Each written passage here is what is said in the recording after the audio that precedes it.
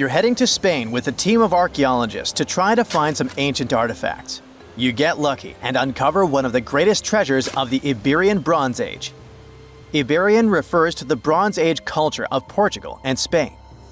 So you find and unearth coins, jewelry, vases, vessels, and two pretty strange items. One is something like a part of a scepter, and the other resembles a bracelet. And you know what's strange about them? They're connected with space.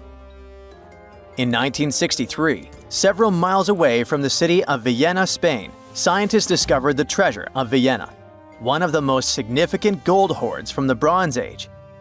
Interestingly, are there bronze treasures from the Golden Age? Never mind. All the gold found dates back to sometime between 1500 and 1200 BCE, except for that scepter and bracelet. They were made by inhabitants of another planet, so their production date is unknown. Okay, that's a joke. However, a small part of this joke is true.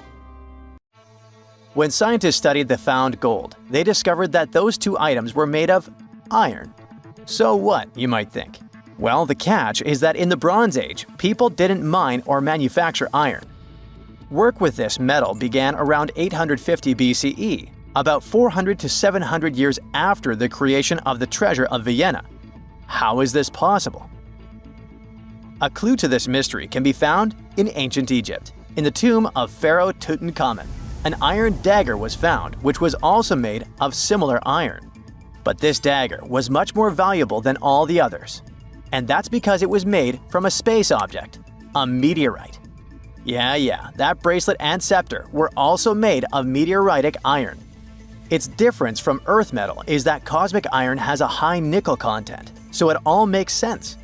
People from the Bronze Age couldn't mine iron from the deep bowels of our planet, but nothing prevented them from collecting iron falling from the sky. Just imagine how cool it is to have jewelry or a dagger made of material that has traveled millions of years through the vast expanses of space. Perhaps it even contains particles of an ancient extinct star. Today, these two artifacts from the treasure of Villena are the oldest recorded items in the Iberian Peninsula made of meteoritic iron. Now, with everything in its place, you can turn your attention to all the wealth of the treasure of Villena. It contains 66 items: bowls, bracelets, bottles, gold jewelry, 3 silver bottles, and an amber gold button. 22 pounds of ancient gold. People hid it, and only after 3,000 years we were able to discover it. This archaeologist's dream can be found in the Villena Museum, where exhibits from different time periods are presented, from prehistoric times like 50,000 years ago to the present day. Items from the Iberian period, from the Roman period, from the Arab civilization. You can find not only jewelry and coins, but there are also remnants of columns, ceramics, and other architectural artifacts. The collection is considered one of the most important prehistoric treasures of Europe. And the coolest thing is that you can see it all with your own eyes for just €2, which is about $2. Go to Villena, find the museum, and enjoy. Hey buddy, I heard you have a metal detector. Could you help me find a hammer I left somewhere in the field? Your old farmer friend asks. You take a metal detector and go searching, but instead of a hammer, you find hundreds, even thousands of silver coins worth $2 million. You're so happy that the farmer lost that hammer, and now you're rich. Stop! Considering that this land belongs to the farmer, would you tell him about the find or take it with you? In reality, neither of these options happened. In 1992, Eric Laws was helping a farmer search for a lost hammer in a field near Hoxney, Suffolk, England. The metal detector stumbled upon a hidden treasure, a huge one. There were silver spoons, gold jewelry, more than 500 gold coins, and about 14,000 silver ones. Eric Laws accidentally discovered the largest collection of gold and silver from the late Roman period in Britain. Unfortunately, or perhaps fortunately, he and the farmer didn't receive the treasure. It's now in the British Museum. Let's move away from the farmer's field to somewhere on the Mediterranean coast. Imagine you're a scuba diver. There was a strong storm yesterday, but now with the water calm, you dive in and discover the seabed covered with gold dinars. This story happened in 2015. The coins which the storm brought to the shore might have been minted even before the First Crusade that started in 1096. This collection is one of the most impressive archaeological finds in the world. All these treasures surely can make the heads of those who find them spin, but they end up in a museum. And that's a good thing, because such wealth can drive a person crazy. A metal detector and a diving suit helped people discover ancient treasures. What's next? How about a dog? Yes, it could be perhaps a great replacement for a metal detector, by the way. So in 2013, two people were walking their dog in Northern California on their property. Suddenly, they discovered a rusty can filled with coins minted from 1847 to 1894. There were about 1,500 coins, and they all were gold. Another chance for a carefree, rich future? Not this time.